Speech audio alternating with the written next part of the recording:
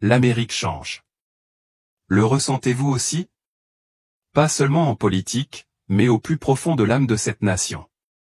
La foi dans chaque cœur s'affaiblit et la lumière de Dieu n'est plus aussi présente qu'autrefois. Dieu a parlé. Et l'une de celles qui ont entendu son avertissement est la femme dont nous parlons aujourd'hui. Elle est morte, et dans les minutes qui ont suivi son départ de son corps, Dieu lui a montré une série d'images saisissantes de l'Amérique, de son présent et de son avenir. Et cet avenir est tout sauf réconfortant, à moins que cette nation ne revienne à la vérité. Mais il y a encore de l'espoir si nous sommes prêts à écouter. Alors, si vous regardez cette vidéo, restez jusqu'à la fin, car ce qu'elle a vu n'est pas seulement une histoire personnelle. C'est un appel à la nation tout entière. Avant de commencer, merci de laisser un commentaire avec le mot « Amen », votre nom et la ville où vous habitez. Nous prierons pour vous et invoquerons votre nom devant le Seigneur. À ceux qui nous ont soutenus par de grands remerciements, nous vous remercions sincèrement. Nous croyons que Dieu le voit et qu'il bénira votre cœur en retour.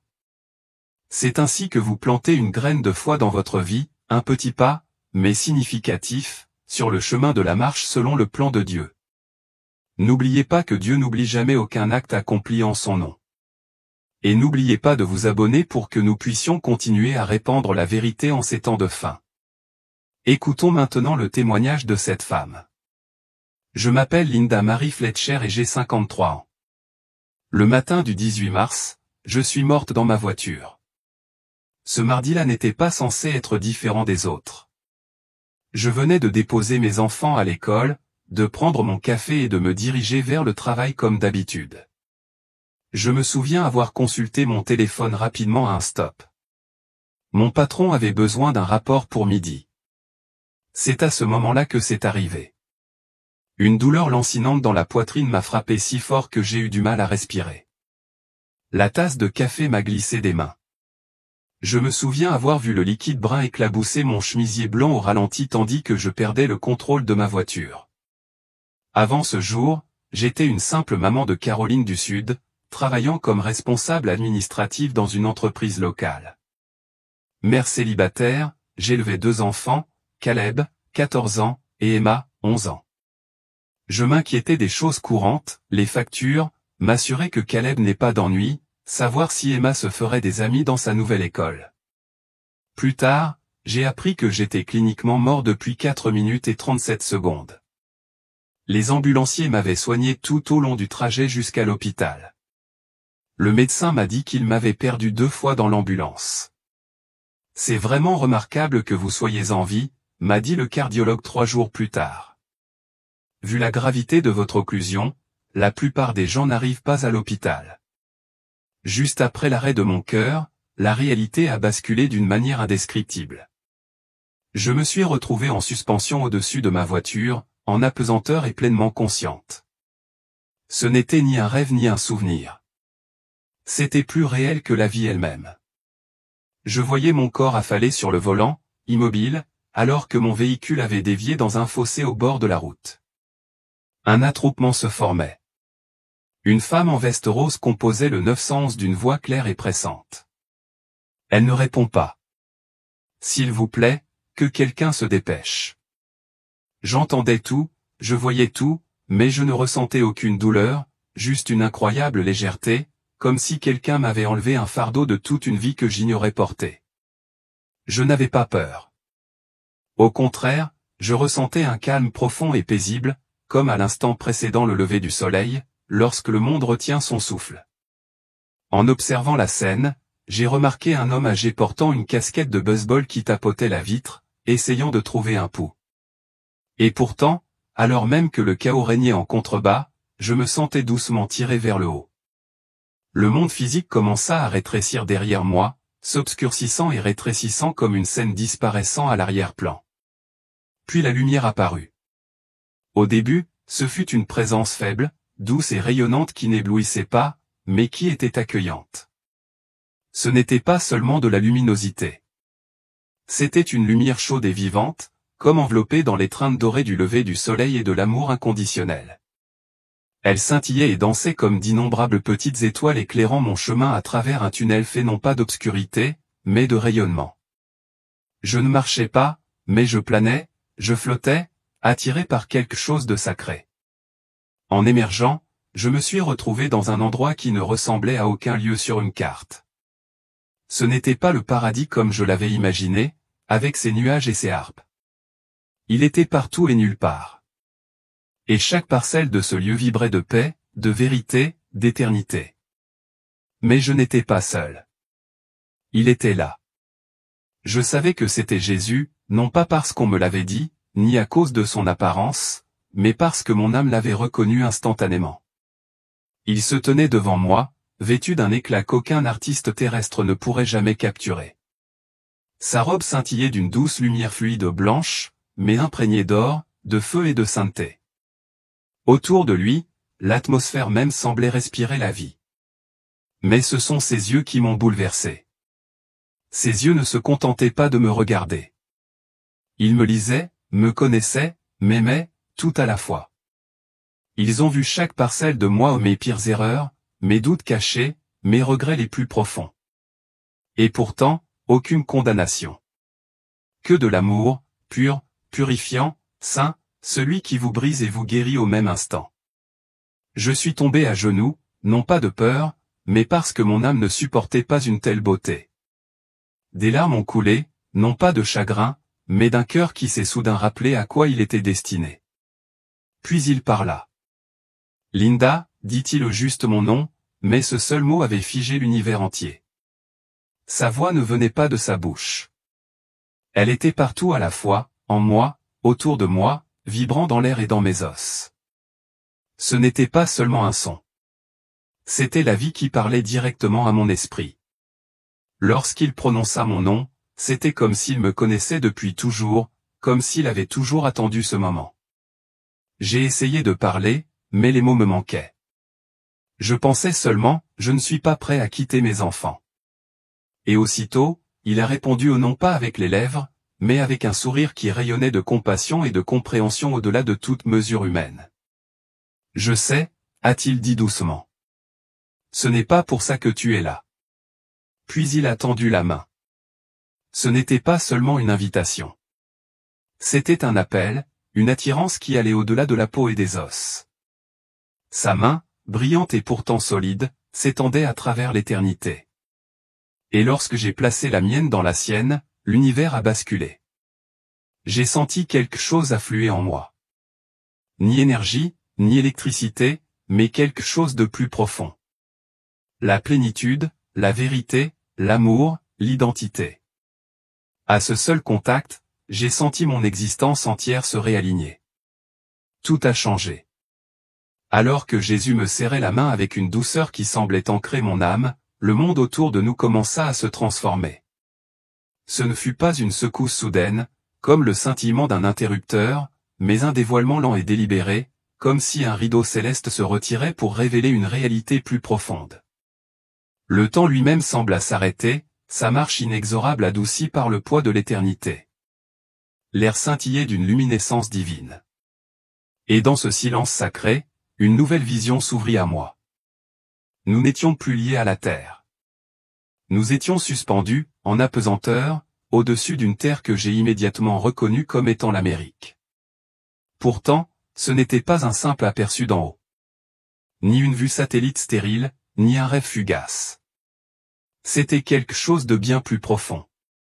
C'était vivant, vibrant, vibrant du cœur d'une nation. Les États-Unis s'étendaient sous nos yeux, une vaste et complexe tapisserie tissée de montagnes, de rivières et de villes. Des sommets enneigés, des rocheuses à l'énergie frénétique de la côte est, du paisible patchwork de champs ruraux aux rivages ensoleillés du Pacifique, chaque recoin du pays semblait respirer. Le paysage était une symphonie de contrastes, le silence serein des prairies vallonnées, le bourdonnement frénétique des centres urbains, la majesté intemporelle des déserts et des forêts. Mais ce n'était pas la géographie qui me captivait. C'étaient les lumières qui parsemaient l'étendue. D'innombrables points lumineux scintillaient comme des étoiles dispersées dans un ciel de minuit. Ils n'étaient pas uniformes. Certains brillaient d'une intense intensité dorée, d'autres miroitaient d'une douce chaleur d'albâtre, et d'autres encore vacillaient d'un éclat fragile et hésitant. Ils dansaient, chacun animé d'une énergie tranquille et sacrée. Ce n'étaient pas des corps célestes.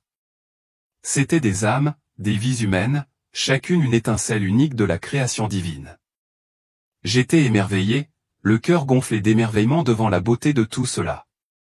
Ces lumières sont mes enfants, dit Jésus. Sa voix, une douce mélodie, semblait s'incruster dans la trame même de mon être. Elle ne résonnait pas dans l'air, mais résonnait au plus profond de moi un son à la fois doux et puissant, porteur d'une douleur si profonde qu'elle faillit me briser. Ces paroles n'étaient pas seulement prononcées, elles étaient ressenties, comme une corde frappée sur les cordes de mon âme. J'ai contemplé les lumières, chacune représentant une histoire, une vie, un cœur. Certaines brillaient d'un éclat inébranlable, telles des phares se dressant résolument dans une nuit orageuse.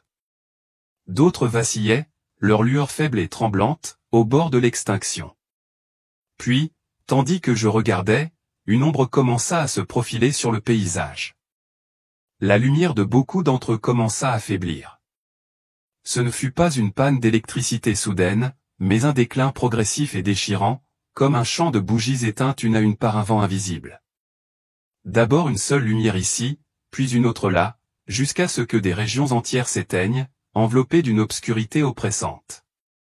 Mon souffle se bloqua et je serrai plus fort la main de Jésus, comme si sa force pouvait apaiser les tremblements de mon cœur.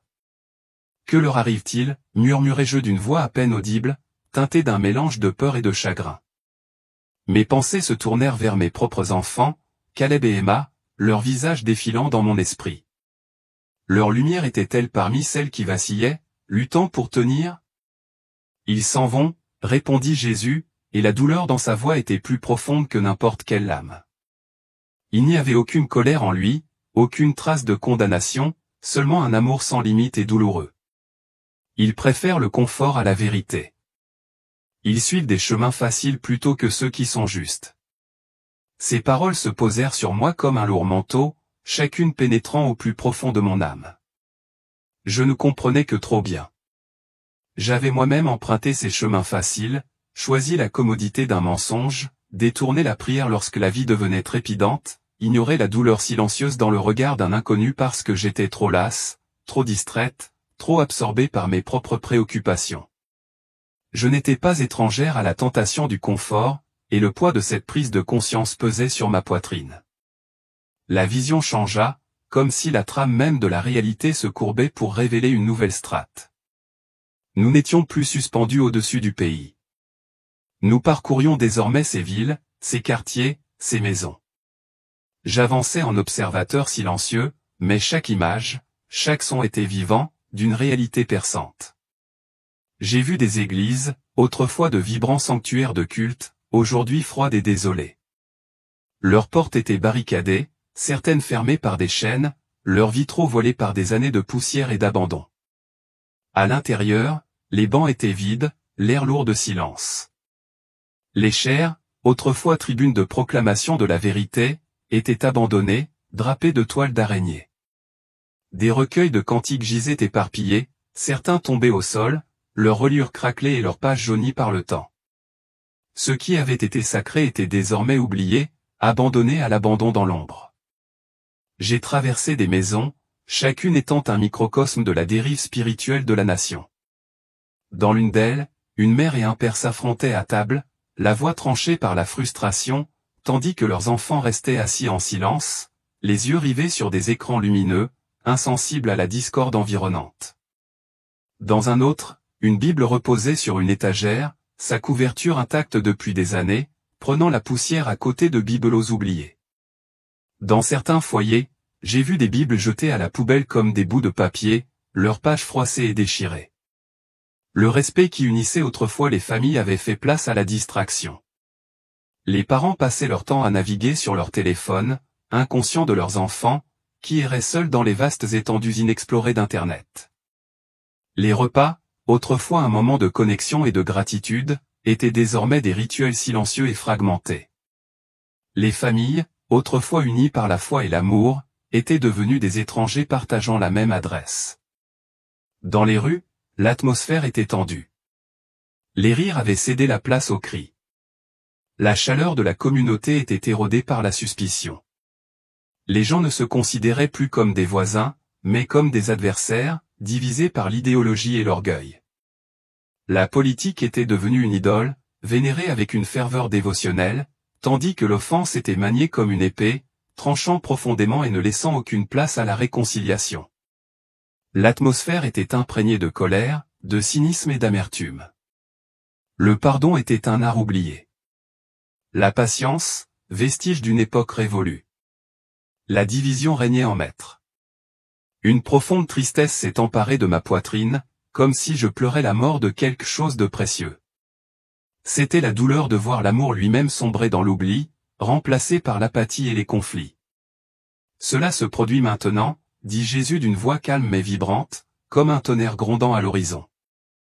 Ces paroles n'étaient pas un avertissement d'un avenir lointain, mais une révélation brutale du présent. Les larmes brouillèrent ma vision tandis que la vérité s'imposait. Nous étions devenus aveugles à notre propre dénouement. J'ai pensé à ma propre ville de Caroline du Sud, où les signes étaient trop familiers. Les églises autrefois débordantes de chants et de communion étaient désormais à moitié vides, leurs fidèles diminuant. Après les offices, les gens ne s'attardaient plus pour partager des anecdotes ou des prières.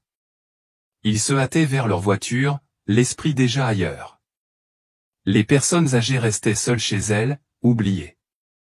Les jeunes étaient à la dérive, désengagés, le cœur insensible à la foi qui avait autrefois ancré la communauté. Sur la carte des États-Unis, les lumières continuaient de s'éteindre une à une, jusqu'à ce que de vastes pans du pays soient plongés dans l'obscurité. Le spectacle était insoutenable, une tragédie silencieuse se déroulait sous mes yeux.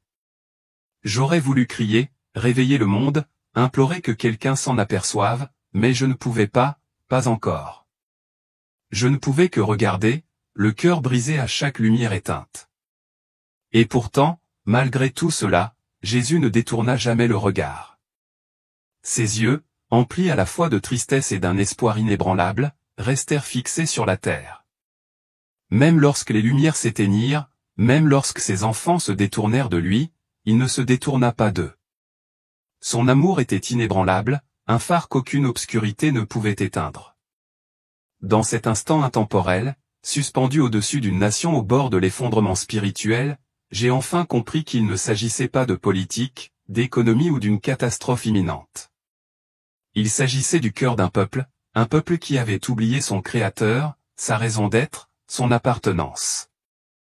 Il s'agissait d'une nation qui s'était égarée, non pas à cause de forces extérieures, mais parce qu'elle s'était éloignée de la source de toute lumière. La voix de Jésus persistait, lourde de la réalité du présent. Puis il dit, « Je veux te montrer ce qui va arriver. » Le décor changea et l'Amérique que je connaissais se transforma en une vision chaotique qui me coupa le souffle. Les grandes villes, New York, Los Angeles, Chicago, étaient ravagées, leurs silhouettes ravagées par les flammes qui léchaient les gratte-ciels effondrés. L'air était chargé de fumée, son odeur âcre me brûlait les narines, et les rues résonnaient de cris désespérés. Les rayons des magasins étaient vides, tandis que des gens ordinaires comme mes voisins de Caroline du Sud, se disputaient des restes de nourriture et des bouteilles d'eau. Ce n'était pas la violence mise en scène des films, mais un désespoir brut et primaire, des visages crispés par la peur et la faim, des mains tremblantes, agrippées au peu qu'elles pouvaient saisir. J'ai vu une femme, un peu comme moi, protéger un enfant tandis qu'une foule affluait, les yeux écarquillés de terreur. Quand, demandai-je d'une voix à peine murmurée, mes pensées se tournant vers Caleb et Emma, me demandant s'ils allaient affronter cette horreur. Plutôt qu'ils ne le pensent, répondit Jésus d'un ton à la fois pressant et mesuré, m'incitant à saisir la gravité du temps qui s'écoule. Le poids de ces paroles pesait sur moi. Une mère qui avait toujours planifié l'avenir de ses enfants, désormais confrontée à un avenir qui s'effondre. Puis il m'a montré quelque chose qui m'a profondément bouleversé. J'ai vu le président Trump, mais pas tel que je le connaissais aux informations. Il était plus âgé, le visage ridé par l'épuisement, les épaules affaissées comme s'il portait un fardeau invisible. Il se tenait à une estrade, la tête penchée devant une immense carte de l'Amérique, dont les frontières étaient divisées en sections colorées au rouge, bleu, gris comme une nation déchirée. Beaucoup placent leur espoir dans les dirigeants, dit Jésus, sa voix perçant la scène. Ils pensent que le salut vient de la politique et du pouvoir. Mais regardez, la vision se déplaça vers une pièce faiblement éclairée, les murs plongés dans l'ombre. Trump était assis avec d'autres hommes, le visage caché, leurs mains parcourant des documents, concluant des accords. Je n'entendais pas leurs paroles, mais un frisson me parcourut, comme si l'air lui-même était porteur de tromperie. Même ceux qui prononcent mon nom servent souvent d'autres maîtres, dit Jésus. Soyez attentifs. Cet avertissement me blessa profondément, me rappelant les moments où j'avais fait confiance aux gros titres ou aux promesses, ignorant la voix douce de Dieu. La vision s'élargit, révélant une nation s'effondrant sous la colère de la nature. De violentes tempêtes s'abattirent sur les deux côtes, les vagues s'écrasant sur les promenades, les vents hurlant à travers les maisons détruites. Des tremblements de terre ébranlèrent des lieux épargnés par les secousses, fendirent les routes et s'écroulèrent sur les bâtiments. La maladie s'empara des villes, les hôpitaux débordèrent de malades, leurs tours résonnant dans les couloirs bondés. L'économie s'est effondrée sous mes yeux. Une image de la bourse, les chiffres rougeoyants, en chute libre. Les gens ont tout perdu du jour au lendemain, leurs économies anéanties, leurs rêves réduits en cendres. Mais ce qui m'effrayait le plus, ce n'était pas les catastrophes. C'était la façon dont les gens se retournaient les uns contre les autres. Les voisins brandissaient leurs poings pour une miche de pain. Des familles divisées par la trahison. Comme si l'amour avait été effacé de leur cœur. Je repensais à ma rue tranquille de Caroline du Sud, où les voisins se saluaient autrefois, aujourd'hui déchirés par la suspicion et les conflits. Cette vision était le miroir d'une nation qui avait oublié comment aimer un avenir que je craignais pour mes enfants. Pourtant, la présence de Jésus à mes côtés me rappelait que ce n'était pas la fin, mais un avertissement, un appel à me réveiller avant que le chemin ne devienne infranchissable.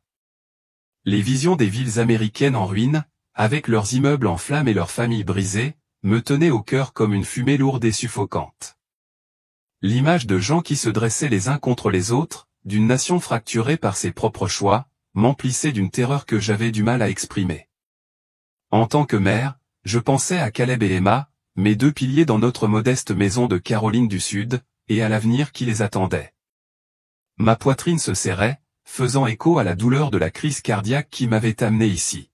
« Est-ce que ça va vraiment arriver ?» demandai-je d'une voix tremblante à peine plus forte qu'un murmure. « On ne peut pas l'arrêter. » Jésus se tourna vers moi, ses yeux croisant les miens avec ce même mélange perçant de tristesse et d'espoir qui m'avait d'abord anéanti. Leurs yeux étaient profonds, infinis, portant à la fois le poids du péché d'un monde et la promesse de sa rédemption. « C'est le chemin qu'ils suivent, dit-il d'une voix posée, chaque mot étant un doux appel à la vérité. Mais les chemins peuvent changer. C'est pourquoi vous voyez cela. » Ces mots étaient une bouée de sauvetage qui me tirait du désespoir vers le possible, un rappel que le Dieu qui se tenait devant moi pouvait réécrire même l'histoire la plus sombre. Je me tenais en sa présence, mère célibataire après des années de difficultés financières et de soucis, désormais confrontée au destin d'une nation. Son assurance que les chemins peuvent changer a éveillé en moi un profond besoin d'éveil, non seulement pour l'Amérique, mais pour moi-même. Je repensais au moment où je m'égarais dans les offices religieux, chantant des cantiques, tandis que mon esprit vagabondait vers les listes de courses ou les devoirs de Caleb. Avais-je moi aussi été distraite, préférant le confort à l'engagement? Les paroles de Jésus n'étaient pas une condamnation, mais une invitation, m'incitant à prendre conscience de mon rôle dans les choix qui pourraient changer le cours des choses. Puis il m'a montré une autre vision, une vision qui m'a envahi comme une brise fraîche après une journée étouffante en Caroline du Sud. Le paysage sombre de l'Amérique, avec ses lumières déclinantes, a commencé à changer. De petites lumières, d'abord faibles, s'allumèrent, puis s'intensifièrent d'une lueur constante et rayonnante. Ce n'étaient pas les phares flamboyants des villes ou des méga-églises, mais d'humbles étincelles disséminées à travers les villes et les quartiers, vibrant d'une force tranquille. J'ai vu des gens prier, la tête baissée en signe de révérence, leur voix s'élevant en supplication douce et sincère. Dans une petite maison d'une rue semblable à la mienne, une famille partageait un repas simple avec des inconnus, la table encombrée d'assiettes dépareillées, leur rire mêlé de gratitude. Un homme d'un certain âge, les mains burinées par des années de travail, ouvrait sa maison à un jeune couple, le visage fatigué par les épreuves, leur offrant un lit et une couverture chaude. C'étaient de petites communautés qui se formaient, liées non par la richesse ou le statut, mais par un engagement commun à aimer et à servir. Je reconnaissais les rues de ma ville, les coins familiers où j'avais conduit Caleb et Emma à l'école, l'air chargé d'odeurs de pain et d'humidité estivale. Dans une scène, un groupe se rassemblait dans un jardin, leurs chaises formant un cercle sous une guirlande lumineuse vacillante. Ils passèrent devant une corbeille de pain, chacun en prenant un morceau avec précaution. Leurs regards se croisèrent avec une confiance que j'avais rarement vue. Une femme, d'une voix douce mais assurée, lisait une Bible aux pages usées par l'usage. D'autres hochèrent la tête, le visage illuminé d'espoir. La scène était simple, mais elle était chargée d'une puissance qui a bouleversé mon âme. Un aperçu de ce que l'Amérique pourrait devenir si suffisamment de cœurs se tournait vers Dieu.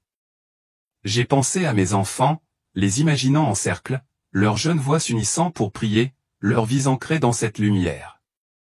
Cette pensée m'a serré la gorge, avec l'espoir maternel qu'ils grandissent dans un monde où l'amour surpasserait la division. La présence de Jésus à mes côtés était une ancre solide. Ses paroles, issues des visions précédentes, résonnaient, décrivant les ténèbres d'une nation qui se détourne, le chaos des villes en flammes. Pourtant, dans ces petits actes de foi, il y avait un contrepoint, un appel à se préparer, non pas par peur, mais avec détermination. Ces communautés étaient les germes du renouveau, leur lumière s'illuminant à mesure qu'elles choisissaient la voie difficile du sacrifice plutôt que la voie facile de l'indifférence. En regardant, j'ai ressenti une émotion en moi, une conviction que j'étais moi aussi appelé à ce travail, prier, partager, ouvrir mon cœur, être une lumière dans mon coin tranquille de Caroline du Sud. Cette vision était un appel clair, un avertissement empreint d'espoir, m'incitant à reprendre ma vie avec une nouvelle détermination à vivre pour la vérité que j'avais perçue. Tandis que la vision des lumières déclinantes de l'Amérique persistait dans mon cœur, la voix de Jésus m'a attiré plus profondément dans sa vérité. Mes véritables disciples ne seront pas dans les grands bâtiments fréquentés par les grands noms, a-t-il dit, ses paroles claires et posées, résonnant avec une autorité tranquille qui apaisa mes craintes. Ils seront dans les salons et les sous-sols, partageant le pain ensemble, prenant soin des personnes souffrantes. Sa voix m'enveloppa comme une douce couverture, réveillant un espoir que je n'avais plus ressenti depuis la douleur écrasante de ma crise cardiaque dans ce fossé de Caroline du Sud. L'image des grandes cathédrales avec leurs bancs polis et leurs clochers vertigineux s'estompa, remplacée par quelque chose de plus humble, de plus réel, une église non pas construite en pierre, mais composée d'âmes unies par l'amour. Soudain, la vision s'est révélée, et je ne contemplais plus une nation lointaine, mais le cœur de ma propre ville. J'ai revu des rues familières, les coins bordés de chênes de notre communauté de Caroline du Sud, où les porches s'affaissaient sous le poids du temps et où les cigales bourdonnaient dans l'air humide. Jésus m'a montré des scènes si saisissantes que je pouvais humer la légère odeur du pain cuit et entendre le doux murmure des voix unies en prière dans un petit salon. Les murs étaient ornés d'un papier peint fleuri délavé. Un groupe était réuni autour d'une table en bois. La lueur des bougies vacillait, projetant des ombres dorées sur leurs visages, jeunes et vieux, fatigués mais résolus.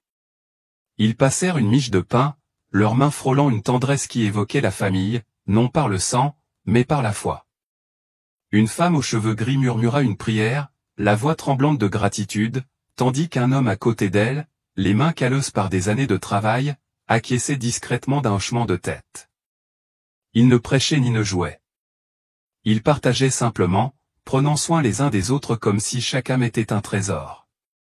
Puis j'ai vu un visage que je connaissais, le vieil homme grincheux qui habitait au coin de ma rue, dont l'air renfrogné faisait toujours fuir Caleb et Emma. Il s'appelait Monsieur Harland, un veuf connu pour ses plaintes bourrues contre les enfants bruyants et les pelouses en désordre. Et pourtant, il était là, dans son sous-sol encombré, l'air chargé de l'odeur de moisi des vieux livrets du béton humide. Il avait ouvert sa maison à des familles sans abri, leurs visages empreints d'épuisement et de gratitude. Une jeune mère berçait un bambin endormi, les yeux brillants lorsque Monsieur Harland lui tendit une couverture, son froncement de sourcils habituel s'adoucissant en une sorte de compassion. Je l'observais, stupéfait, s'agenouiller près d'un homme aux vêtements en lambeaux, lui offrant un bol de soupe d'une voix basse mais bienveillante. C'était l'homme que j'avais qualifié d'amer, devenu un symbole de l'amour du Christ, sa demeure un sanctuaire au milieu de la tempête qui approchait. La vision se déplaça vers mon lieu de travail, le petit bureau où je gérais les plannings et les factures. Là se trouvait Janet, ma collègue, qui ne parlait jamais de religion, éludant toujours les conversations de l'église d'un sourire timide. Pourtant, dans une pièce faiblement éclairée, elle était agenouillée près d'une enfant malade, ses mains posées délicatement sur son front fiévreux.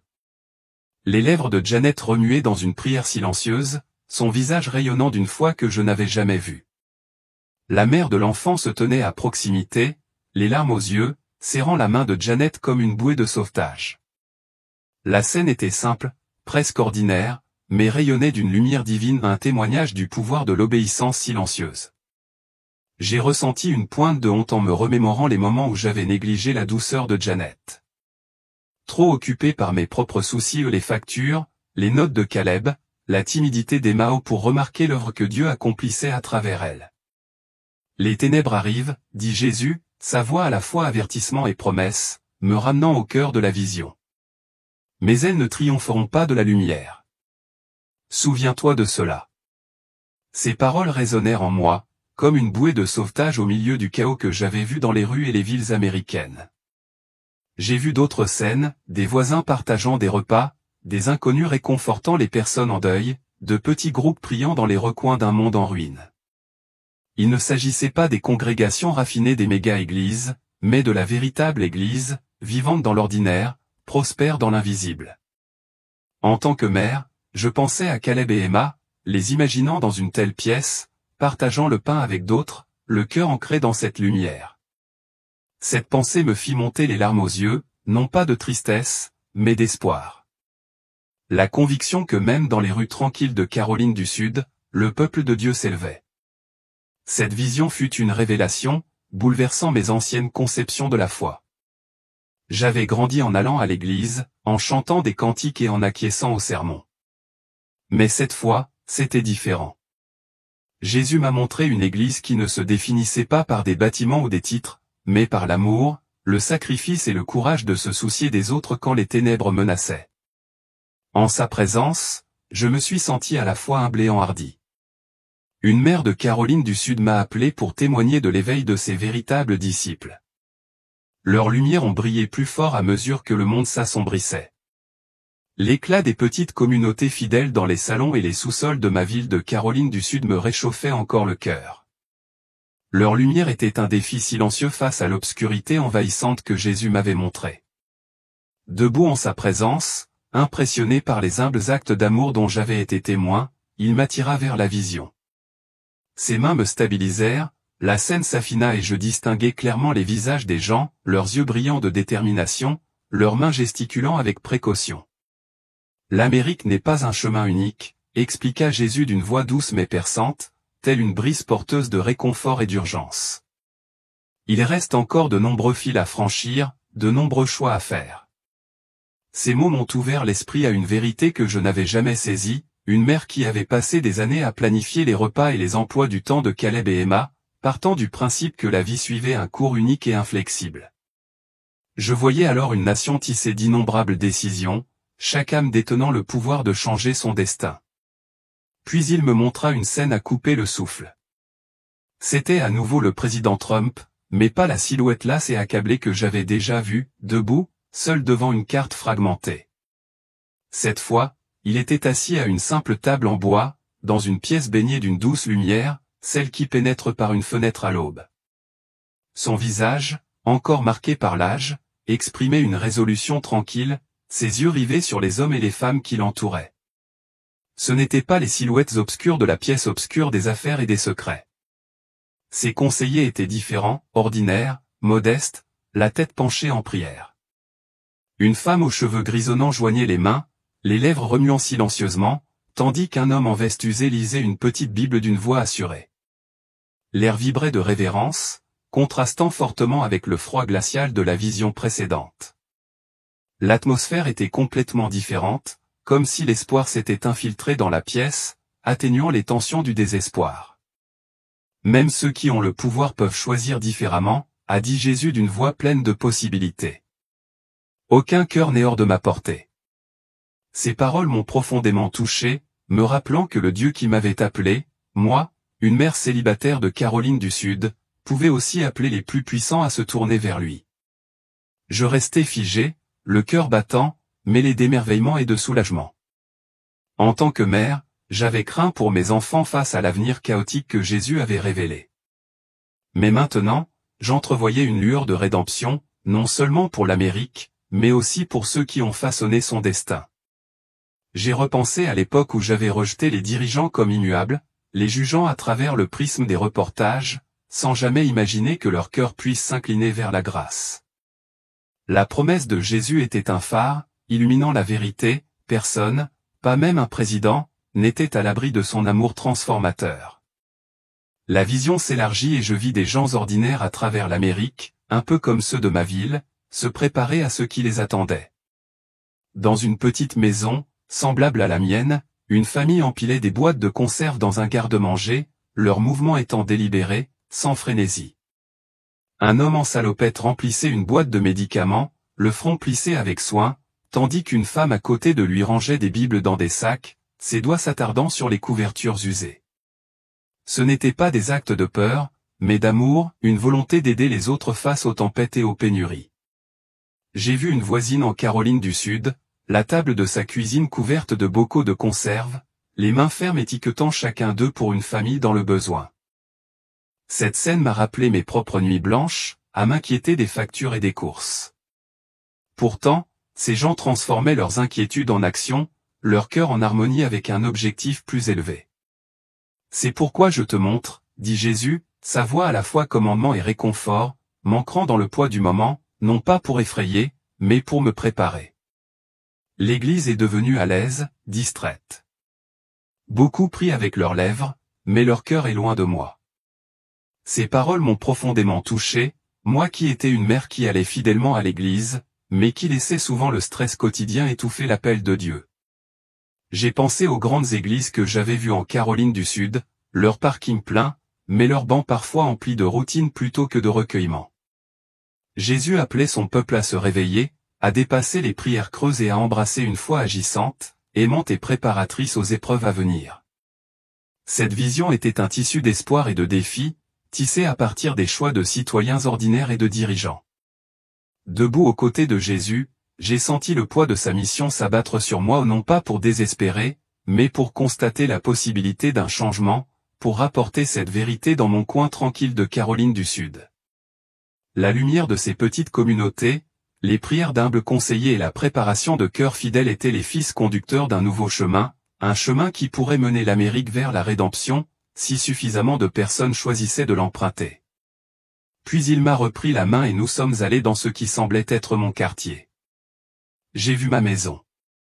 Mes enfants étaient blottis les uns contre les autres sur le canapé. Emma serrait mon vieux pull.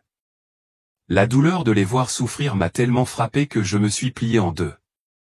Ils ont besoin de toi, dit Jésus. Ton travail n'est pas terminé. Je levai les yeux vers lui, les larmes aux yeux. Je ne veux pas te quitter, dis-je. L'amour que je ressentais en sa présence dépassait tout ce que j'avais connu. L'idée de retourner à la douleur, au poids de la vie, me semblait impossible. Je suis toujours avec toi, dit-il, même quand tu ne me sens pas, il posa sa main sur ma tête comme une bénédiction. Raconte-leur ce que tu as vu, dit-il. Réveille-les. Le temps est plus court qu'ils ne le pensent. Avant que je puisse répondre, tout s'est estompé. Son visage fut la dernière chose que je vis avant que la lumière ne s'éteigne. Puis une douleur atroce. J'avais l'impression qu'on m'écrasait la poitrine. Il y avait des bips sonores, des néons au-dessus de moi, un masque sur mon visage. Elle est de retour, cria quelqu'un. On a le rythme. J'essayais de parler, mais en vain. J'avais la gorge serrée. Paniqué, je tentais de me relever. Waouh, doucement, dit une voix d'homme. Tu vas bien. Tu es à l'hôpital. Tu as fait une crise cardiaque massive. Quand je me suis enfin retrouvé seul avec mes enfants, je leur ai tout raconté, Jésus, les visions, l'Amérique. Ils m'ont écouté avec de grands yeux, et Caleb m'a dit, je te crois, maman. Quand ils nous ont dit que tu risquais de ne pas t'en sortir, nous avons prié comme jamais auparavant. Cela fait 8 mois que j'ai eu une crise cardiaque. Chaque jour, je repense à ce que j'ai vu, à ce que Jésus m'a montré. Au début, j'avais peur d'en parler aux gens, de peur qu'ils me prennent pour une folle ou qu'ils me prennent pour un rêve étrange alors que mon cerveau était privé d'oxygène. Mais je ne peux plus me taire. Ce que j'ai vu commence déjà à se produire, la division, la haine, les signaux d'alarme économique, et même la météo étrange. Je n'ai pas toutes les réponses. Je ne suis ni prédicateur ni prophète. Je suis juste Linda, de Caroline du Sud, décédée un mardi matin et revenue avec un message. Voici ce dont je suis sûr, nous devons nous préparer, non seulement avec des provisions, mais aussi avec la paix. Nous devons nous réconcilier avec Dieu. Arrêtons de jouer les prêtres et vivons réellement comme Jésus l'a dit. Aimons notre prochain, pardonnons, partageons ce que nous avons. L'époque du christianisme confortable est révolue. Jésus m'a montré 2 chemins pour l'Amérique. L'un mène à la destruction, l'autre au renouveau. Mais ce second chemin est étroit, et à l'heure actuelle, rares sont ceux qui le trouvent. J'ai vu l'obscurité venir, mais j'ai aussi vu la lumière. De petites lumières d'abord, puis de plus en plus brillantes. Si vous lisez ceci et sentez quelque chose s'agiter en vous, ce n'est pas un hasard. Peut-être êtes-vous destiné à être l'une de ces lumières dans l'obscurité qui approche. Chaque matin, je me réveille reconnaissante d'avoir une nouvelle journée, une nouvelle occasion de partager ce que j'ai vu, une nouvelle occasion de me préparer. Car ce que Jésus m'a montré sur l'avenir de l'Amérique est pire que tout ce que j'aurais pu imaginer. Mais il m'a aussi montré l'espoir, et c'est à cela que je m'accroche encore. Que ferez-vous de cet avertissement? À la première lecture de ce témoignage de Linda Fletcher, toute l'équipe s'est tue. Non pas à cause des images d'une Amérique en ruine, mais à cause du regard de Jésus qu'elle décrivait des yeux emplis de tristesse, mais pourtant débordant d'espoir. Ce n'était pas seulement un regard sur une nation en déclin, mais sur l'âme de chaque individu qui s'éloignait doucement de lui.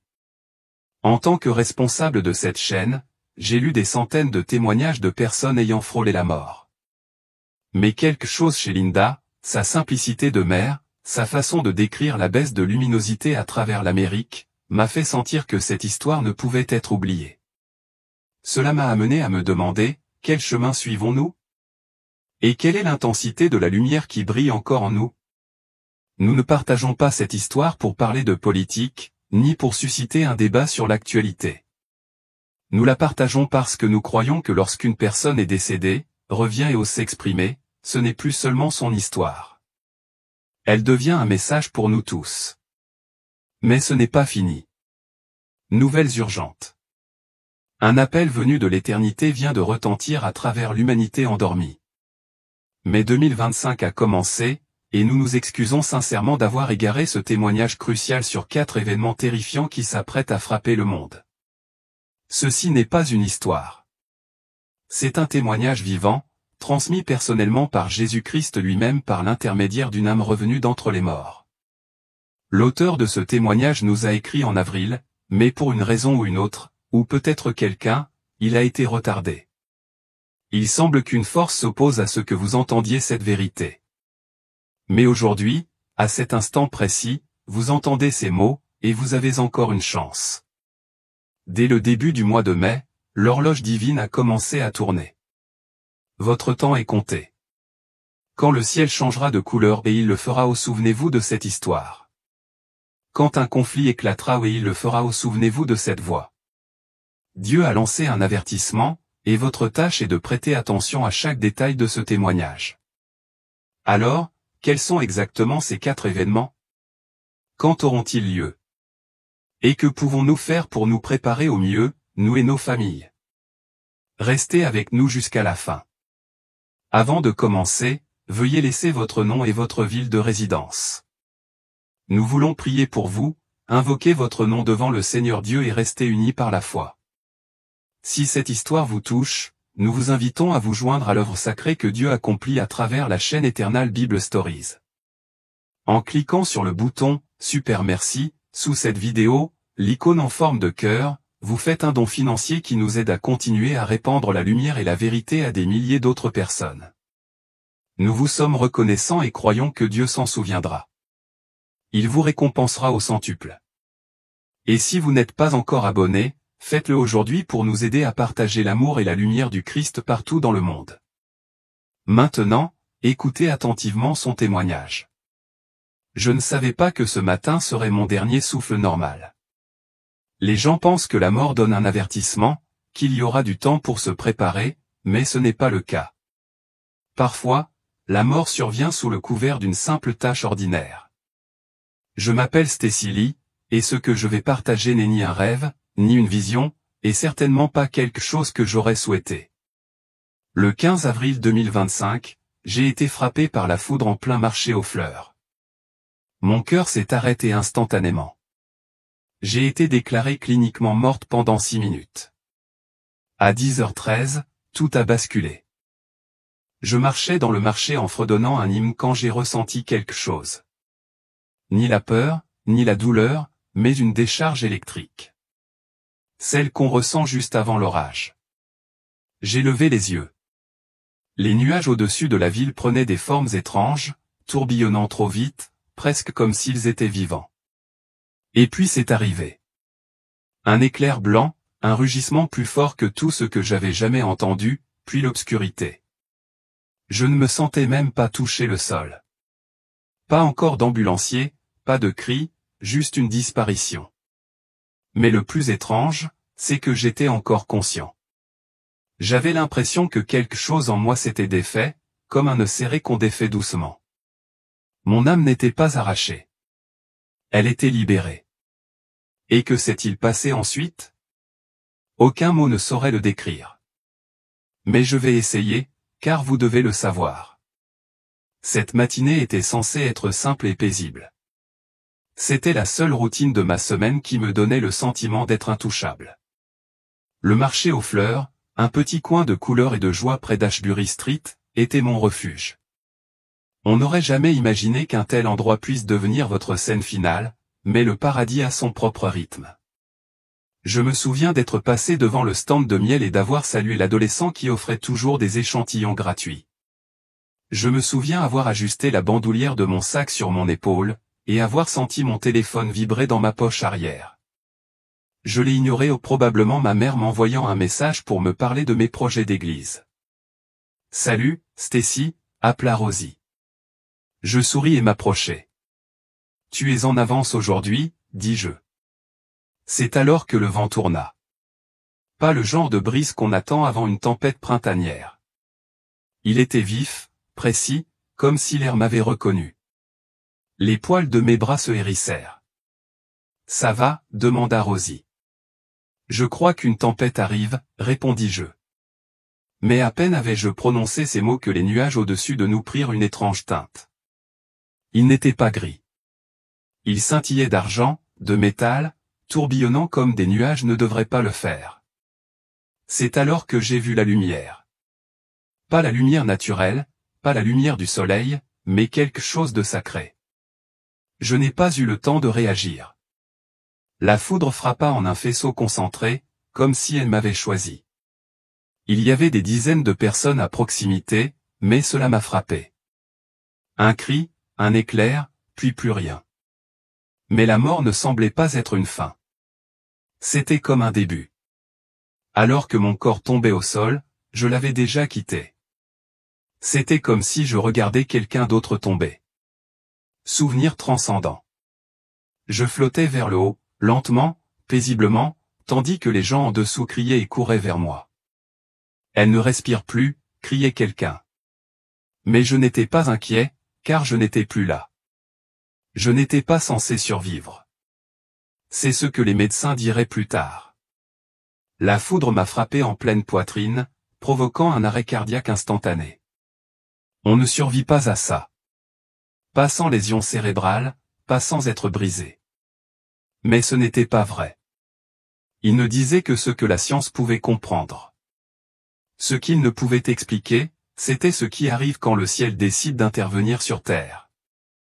Lorsque le courant a traversé mon corps, j'ai ressenti une immobilité. Le temps ne s'est pas ralenti. Il s'est complètement arrêté. Ma conscience s'est séparée de mon corps si vite que je n'ai même pas réalisé que j'étais mort. J'ai baissé les yeux et j'ai vu mon corps, les cheveux roussis, les vêtements fumants, les gens qui couraient dessus. Mais je n'ai ressenti ni douleur, ni peur, seulement l'immobilité. Et puis le ciel au-dessus de moi s'est ouvert. Un tunnel, mais ni sombre, ni clos, un couloir de lumière vivante. Il tourbillonnait comme des galaxies entrelacées. J'étais soulevé, non pas forcé, mais invité. L'atmosphère qui m'entourait n'était ni le vent ni la gravité. C'était l'amour. L'amour en mouvement. J'entendais des voix, pas des chants humains, pas en anglais, pas dans une langue que j'avais jamais parlé, mais je les comprenais. Chaque note était pleine de joie, chaque syllabe enveloppée de paix. Alors que je traversais le tunnel, des rayons de lumière ont commencé à m'entourer. Des images, des souvenirs, des vérités que j'avais oubliées. Je me suis revu enfant, priant dans ma chambre. J'ai revu le moment où j'ai pardonné à quelqu'un qui ne s'était jamais excusé auprès de moi. J'ai vu des larmes, de l'adoration, ma solitude où tout cela rassemblait comme des trésors sacrés. Rien ne se perd, résonna une voix. Puis un changement survint.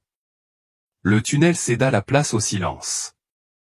Et je pénétrai dans l'éternité. Au moment où mon âme se sépara complètement de mon corps, je passais non seulement de la vie à la mort, mais du temps à la vérité. Il n'y avait pas de grande porte, pas de harpe, seulement le silence. Mais ce n'était pas un silence vide. C'était vivant, comme si l'air même m'observait, m'attendait. Les couleurs n'étaient pas réelles au plus profondes, plus riches, presque respirantes. La lumière ne se contentait pas de rayonner, elle communiquait. Puis j'ai réalisé que je ne me tenais sur rien, mais que je ne tombais pas. J'avais du poids, mais pas de corps. J'avais la vue, mais pas Dieu, et je n'avais jamais vu aussi clairement. Puis j'ai entendu la voix la plus familière que j'ai jamais connue, même si je ne l'avais jamais entendue auparavant. Voyez, mon nom, mais pas comme on le dit. Il l'a prononcé comme s'il l'avait créé. Je me suis tourné vers la voix et il était là. Jésus. Pas le Jésus des tableaux. Pas le personnage lointain des histoires du catéchisme, mais le vivant. Il m'a regardé, et chaque morceau brisé de ma vie a fondu et a été guéri d'un seul souffle. Je ne me suis pas agenouillé. Je n'en avais pas besoin. Tout mon être a été attiré vers lui sans effort, comme si mon âme reconnaissait son Créateur et s'abandonnait sans hésitation. J'ai attendu pour vous parler directement, dit-il. J'ai beaucoup à vous montrer. Le temps n'est pas ce que vous croyez. Sa robe scintillait de lumière et de tempête. Ses yeux, je ne sais comment les décrire. Des galaxies y vivaient. Chacune de mes prières résonnait dans son regard. Puis il leva la main. Un parchemin apparut dans les airs. 4 événements se produiront en mai 2025, dit-il, et tu dois revenir les annoncer. Mon âme trembla. Il ouvrit le parchemin, et ce que j'y vis me bouleversa profondément. Je planais juste au-dessus de la scène, observant le chaos se dérouler comme si c'était la tragédie de quelqu'un d'autre. Mais ce n'était pas le cas. C'était moi, sans vie, allongé sur le trottoir du marché aux fleurs. De la vapeur s'élevait de ma chemise brûlée, les pétales de mon bouquet s'éparpillaient comme une offrande autour de mon corps. Rosie s'agenouillait à côté de moi, sanglotant. Elle ne respire plus, a crié quelqu'un. Je crois qu'elle est partie, a crié un autre. J'aurais voulu les réconforter. Je voulais leur dire, c'est bon. Je ne suis plus là. Mais je ne pouvais pas, car je n'appartenais plus à ce monde. J'étais parti ailleurs. Le temps n'avait plus de sens. Il n'avançait plus. Il s'arrêtait. Je ne sentais plus aucun battement de cœur, plus aucun souffle. Mais je n'avais pas peur. La peur était restée dans mon corps. Puis j'ai remarqué quelque chose d'étrange. Une lumière entourait les gens qui priaient. Oui, priaient. Quelques passants ne paniquaient pas. Ils priaient d'une voix tremblante et douce. Et je pouvais le voir. La lumière jaillissait de leur bouche comme une brume qui s'élève. Elle ne disparaissait pas dans le ciel. Elle se déplaçait avec intention, comme si elle savait exactement où elle allait. Vers le haut, toujours vers le haut. Cela me traversait et je le sentais. Une chaleur, comme si ces prières me fortifiaient même après la mort. Et puis je l'ai vu, une silhouette en blanc, debout, calmement près de moi, les bras croisés, m'observant. Il n'était ni pressé ni alarmé. « Stacy, dit-il sans un bruit. Tu en as assez vu. Il est temps d'avancer. » Je ne marchais pas vers lui. J'étais simplement à ses côtés. Il se retourna et, jetant un dernier regard à la coquille brisée qui m'avait été, je le suivis. En passant devant lui, le monde autour de moi se dissipait. Le marché aux fleurs disparut. Plus aucun bruit, plus de sirènes, seulement la conscience. Je ne tombais pas, mais je ne me sentais plus attaché à la terre. Je dérivais dans un tunnel fait de sons et de souvenirs. Les hymnes de ma grand-mère, les prières murmurées de mon enfance, les sermons, et même l'appel à Dieu d'un inconnu dans le métro. Chaque voix avait sa couleur et sa texture, progressant en harmonie. Ce sont des échos de foi, dit une présence à côté de moi. Je me retournai et aperçus une silhouette rayonnante, ni masculine ni féminine, entièrement faite de lumière. « Es-tu un ange ?» demandai-je. « Je suis un messager. » C'est le couloir de l'intercession que seuls ceux qui marchent dans la foi peuvent voir. À chaque pas, de nouvelles prières se déroulaient. J'ai murmuré, je ne pensais pas que le mien comptait. Le messager répondit, ils comptaient tous. Même les plus discrets, personne ne les entendait. Je me mis à pleurer. Non pas de tristesse, mais de la prise de conscience bouleversante que le ciel m'avait toujours entendu. Puis tout s'est calmé. J'étais entouré de fragments de mon âme, mes échecs, mon courage, ma bonté, mes péchés tous en orbite silencieuse. Et puis j'ai entendu la voix qui faisait respirer les étoiles. Stacy. Je me retournai et vis Jésus. Non pas le Jésus des tableaux, mais une présence vivante, d'une gloire radieuse. Une lumière jaillissait de lui, non seulement illuminant, mais transformant. Il ne m'a pas jugé ni accusé. Son regard s'est posé sur moi et il m'a dit, « Tu t'es demandé si ta vie avait un sens. Laisse-moi te le montrer. » Il ouvrit un livre lumineux rempli de moments de ma vie, de choses que j'avais oubliées ou regrettées. En touchant chacun d'eux, il dit, « J'ai utilisé ceci, et cela aussi. » Puis son expression devint sérieuse. « Il y a encore plus à venir. Tu dois revenir avec ce message. » Il me conduisit vers un voile de lumière dorée qui pulsait comme le battement de cœur de la création. En me regardant, il a dit, « Tu as été fait pour porter ça. » J'ai hésité. Mais je ne suis pas saint. Il a répondu, « Tu es à moi. » Cela me suffit. Une vérité m'a traversé comme un feu, et soudain je me suis souvenu. Je me suis souvenu de lui, au ciel, que je l'avais connu avant ma naissance, et qu'il ne m'avait jamais quitté. Quand je l'ai regardé dans les yeux, j'ai vu qui j'étais vraiment. Sans peur, sans honte. « C'est ainsi que je te vois, dit-il. Et c'est pourquoi ils doivent m'écouter. » Puis il dit quelque chose qui changea tout, « Tu t'appelles Stacy, mais le ciel te connaît sous le nom que je t'ai donné. » Et je l'ai entendu, non pas avec mes oreilles, mais au plus profond de mon esprit, un nom que je n'avais jamais entendu, mais que j'avais toujours connu. Tandis qu'il parlait, la lumière se déversa en moi, libérant mes doutes subtils, et les blessures disparurent. « C'est l'autorité que tu porteras, dit-il en posant sa main sur mon cœur. » C'était comme un seau de feu. Puis l'air scintilla et un parchemin apparut dans sa main, radieux, vibrant d'éternité. « Ce que vous allez voir n'a rien de symbolique, a-t-il déclaré. Ce sont des événements programmés. Certains pourraient les retarder, mais le temps presse. » Le parchemin se déroulait comme une lumière fluide, révélant de véritables images, montantes, descendantes, vague après vague. « Vous en verrez 4, dit-il, et ils ébranleront un monde qui dort. » Mon cœur tremblait. Il tendit la main vers le premier et dit, « Celui-ci sera vu par tous. Il marquera le début. La lumière jaillit et je fus happé par la première vision. Je me retrouvais planant juste au-dessus de la terre, suspendu entre le physique et l'éternel. Le monde en bas était paisible, inconscient de ce qui allait arriver. Jésus se tenait à mes côtés, radieux, serein, sa robe scintillant de rayons de lumière divine. Sans un mot, il leva la main et désigna l'Europe. Au début, tout semblait normal. Je voyais des villes familières, Berlin, Vienne, Paris baignées par la lumière du soir, la vie continuant comme avant. Mais j'ai alors remarqué quelque chose d'étrange. Une légère brume s'est infiltrée dans le ciel du nord, subtile au début, puis s'est rapidement intensifiée pour devenir d'un rouge profond et sanglant. Il s'est propagé de manière anormale, pulsant comme s'il était vivant, portant le poids de quelque chose d'ancien qui s'éveillait. Cela se verra dans toutes les nations, dit Jésus, sa voix calme et pénétrante. Au sol, la confusion s'est installée. Les gens ont levé les yeux, stupéfaits. La circulation s'est arrêtée.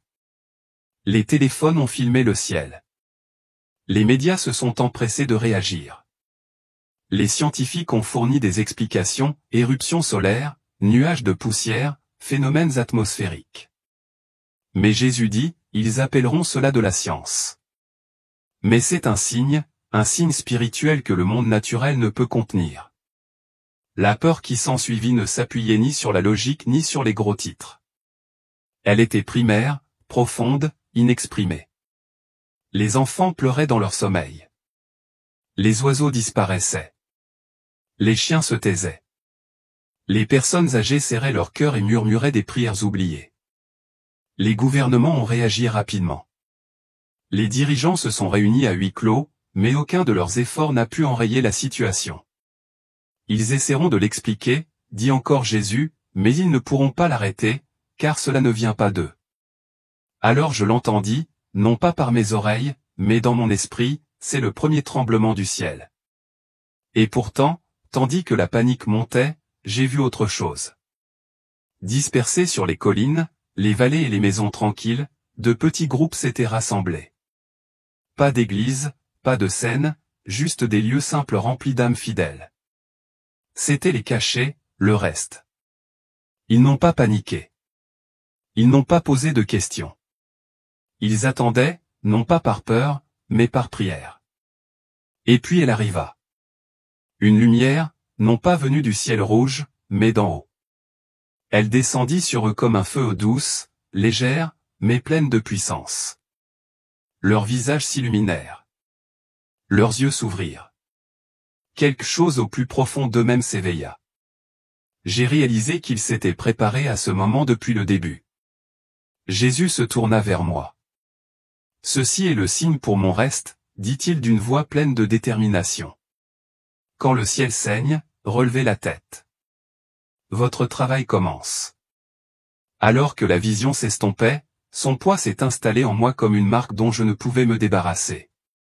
Ce n'était pas seulement un avertissement. C'était un décret divin.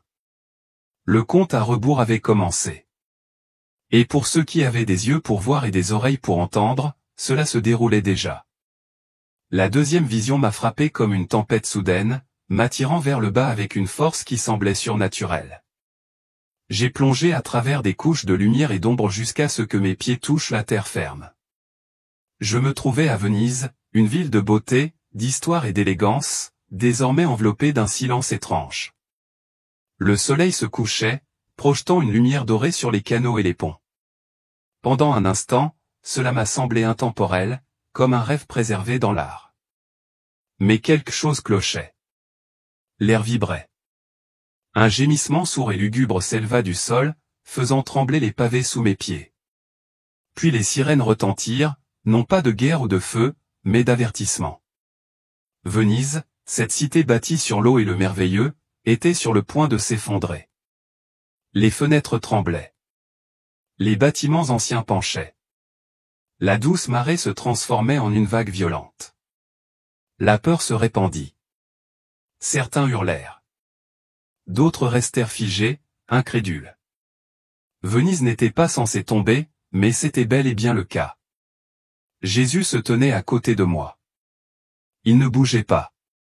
Son expression était solennelle, emplie d'une tristesse qui ne provenait pas de la surprise, mais de la connaissance. C'est le deuxième événement, dit-il, calme mais inébranlable. La terre gémira sous la corruption, et les fondations bâties sans vérité ne résisteront pas. Les eaux montèrent rapidement, à une vitesse anormalement élevée. Ce n'était pas une inondation ordinaire. Elles défoncèrent les fenêtres, inondèrent les galeries d'art, engloutirent des églises centenaires et emportèrent des pans entiers de l'histoire comme du sable. Ce n'était pas seulement une destruction. C'était comme un jugement. Les eaux mêmes qui avaient autrefois magnifié Venise se dressaient maintenant contre elle avec précision et détermination. La panique s'empara de la population. Des enfants furent soulevés au-dessus des vagues. Des amoureux s'accrochèrent l'un à l'autre. Des familles assistèrent, impuissantes, à la destruction de leur monde. Mais derrière leur terreur se cachait quelque chose de plus profond, l'incrédulité. Venise était censée durer éternellement. Mais son effondrement brisait leur certitude, et pas seulement leur sécurité. Puis ma vision a changé. J'ai vu au-delà de la surface, sous le marbre et la pierre, sous l'image polie de la ville. Là, une fissure spirituelle s'était ouverte sombre, profonde et ancienne. Elle vibrait de compromis et de décadence, alimentée depuis des décennies par la vérité étouffée au profit du confort et la droiture troquée contre la facilité. Cela avait été caché, mais maintenant c'était exposé. Jésus regarda dans les ténèbres et dit, « Ce qui est construit sans justice s'effondrera en un seul jour, et ce n'est que le début. » Alors que le désespoir commençait à m'envahir, quelque chose attira mon attention, une petite chapelle, à moitié submergée. À l'intérieur, une femme était agenouillée près d'une Bible ouverte, en pleurs. Mais ses larmes n'étaient pas dues à la peur. C'était une intercession. Une prière si crue, si sincère, qu'elle résonna jusqu'à l'éternité. Puis une lumière commença à jaillir d'elle. Pas vive, mais constante. Elle enveloppait la chapelle comme une armure et repoussait les eaux du déluge. La marée s'est arrêtée, obéissant à la puissance de sa reddition. Jésus s'est tourné vers moi et m'a dit, « Un cœur en harmonie avec le ciel peut empêcher le désastre. C'est l'autorité que j'ai donnée à mon peuple. » Ces paroles ont gravé mon esprit. Même lorsque le jugement tombe, la miséricorde demeure. Même lorsque les fondations s'effondrent, une seule âme soumise peut changer le cours des choses. Alors que la vision s'estompait, la brume s'élevait comme un rideau sur l'eau. Je tremblais sous le poids de ce que j'avais vu. Puis Jésus me toucha l'épaule et me dit doucement, « Encore deux. » À ce moment-là, j'ai compris.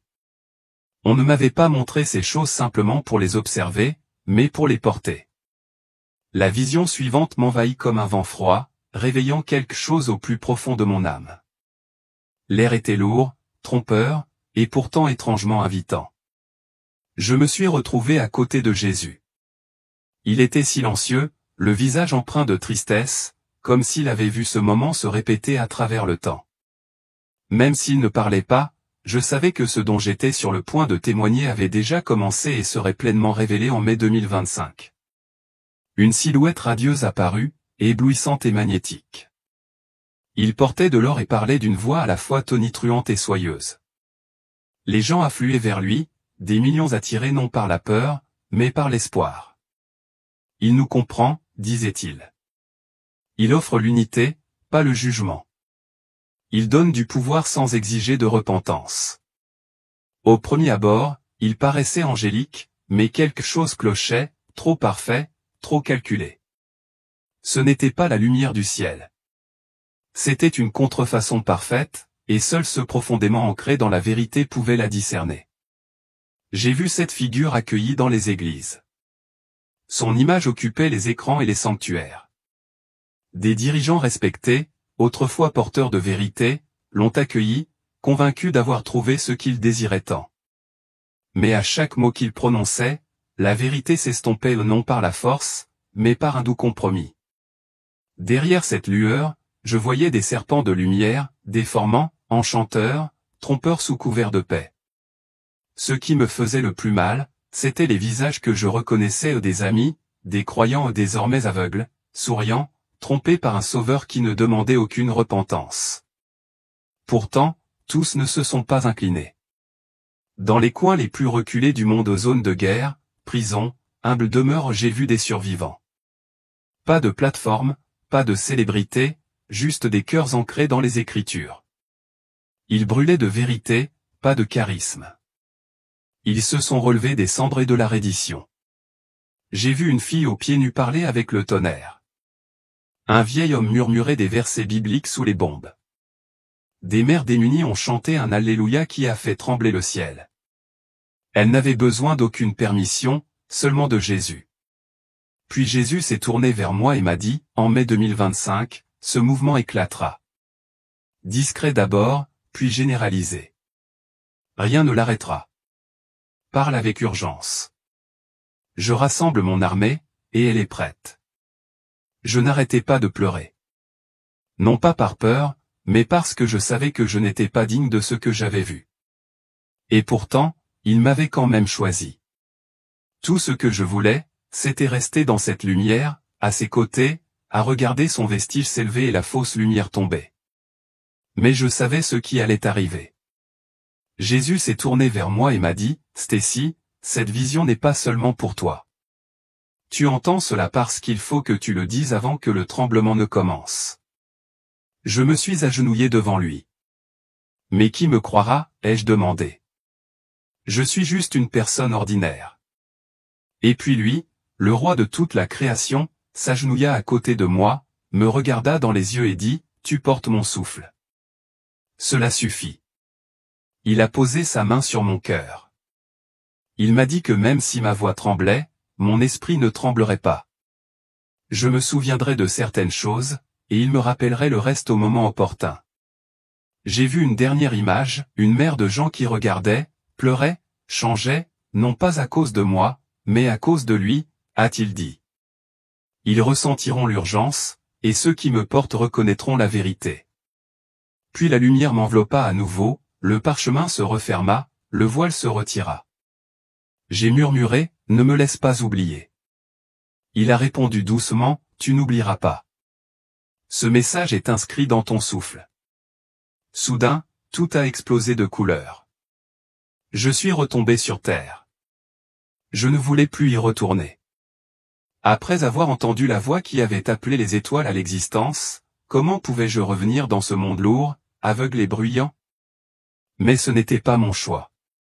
La lumière commença à se contracter. J'étais attiré vers le bas, à travers les couches, les souvenirs, les sons. Jésus a dit, « Ce n'est pas le moment de rester, mais le moment est venu de parler. » Alors que je tombais, ces dernières paroles ont résonné dans mon âme. Avertis-les, fortifie-les quelques-uns. Les vents de mai souffleront, qu'ils soient prêts ou non. Puis le silence, la douleur, les sirènes froides, les mains sur ma poitrine. Elle respire. Elle est de retour. J'ouvris les yeux. Lumière de l'hôpital, bip des moniteurs. Une infirmière me fixait comme si elle avait vu un fantôme. Mais je n'étais plus la même Stacy. J'étais parti avec des questions et je suis revenu avec du feu. Les médecins ne parvenaient pas à expliquer cela. Les coups de foudre directs sont presque toujours mortels. L'un d'eux a dit, « Tu as quelques brûlures, mais ton cœur va bien. Ton cerveau va bien. » Mais ce n'était pas vrai. Mon esprit avait changé à jamais. J'ai commencé à me souvenir du parchemin, du ciel cramoisi, de la cité engloutie, de l'ange de fausse lumière, du feu des fidèles. Je n'arrivais pas à dormir. Je ne pouvais pas rester silencieux. J'ai écrit pendant des heures, de peur que le souvenir ne s'efface. Mais il ne s'est pas estompé. Il est resté vif.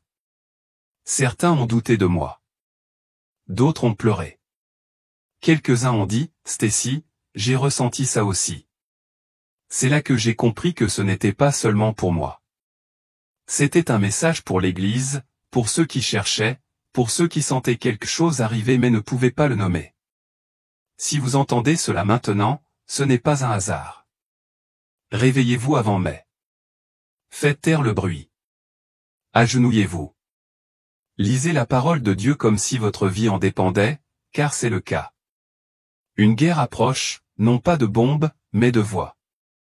Et seuls ceux qui connaissent la voix du berger la traverseront en paix. Le plan de Dieu a commencé. Ce que vous venez d'entendre n'est pas seulement un témoignage personnel, mais un appel prophétique. Le ciel a ouvert ses rouleaux et 4 avertissements ont été publiés. Jésus rassemble son reste. Son armée se réveille. Ces messages ne sont plus cachés dans des pièces secrètes ou des prières murmurées. Ils sont désormais proclamés à travers le monde à ceux qui ont des oreilles pour entendre. Mais ce n'est qu'un début. Si le cours spirituel de 2025 n'est pas modifié, si les cœurs ne se retournent pas, si la vérité n'est pas accueillie, si la fausse lumière n'est pas discernée, alors les secousses continueront. Le déclin ne s'arrêtera pas après 1 an. Il se propagera d'abord discrètement, puis clairement et irréversiblement jusqu'à ce que l'effondrement mondial atteigne son paroxysme. Il reste une porte brève, sacrée, qui se referme lentement. Sans repentir ni retour en arrière, les 5 prochaines années entraîneront le monde vers une lente mais certaine déchéance spirituelle et sociétale. Et d'ici 2030, le monde entier sera confronté à ce que l'on ne peut appeler que la grande conclusion finale, l'aboutissement de tous les avertissements donnés, de tous les jugements autrefois retardés, qui se dérouleront désormais tous en même temps. Une autre âme, sans aucun lien avec Stacy, a également eu une vision terrifiante. Son expérience confirme ce que vous venez d'entendre. Elle fait écho à la même urgence, à la même tristesse divine et à la même vérité perçante.